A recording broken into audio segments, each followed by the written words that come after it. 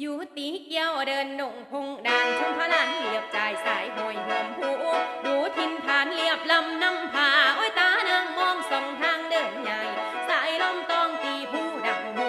ดูก่อนนั้นหันมาดูก่อนนี้ตามไตตาตนมีหมูต้นตีนตังทั้งผามีกาแก้มนกแซวกินผลใหม่ไทยเมืองบ้านกันนั่นใหญ่ยางออกจากหันหอมดอกตังคือเขาเกาหลังหยุดอยู่ยังฟังเบิ่งฝูงสัตว์มันกัดกินพันลาหมูกาแก้มเพียงเสียงมันห้องเนืองนองเขาคืนเห็นเฮาไปแตกขึ้นละยืนจ้องเบิ่งมันสัตว์หมูนั้นบ่อาจต้านทานไหวมันหากินในไผ่ป่าบ่งแก้มบุง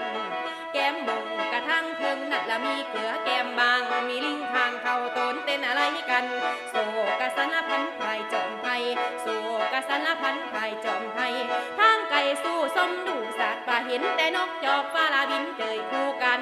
ออกจากหันละดันดงเดินไปเห็นแต่ห้อยสินใสดงน้ำอาแก้วห้อยสังพรสีหูน้องพื้นเสียงชะนีโอดห้องไปไม่ทรงพรว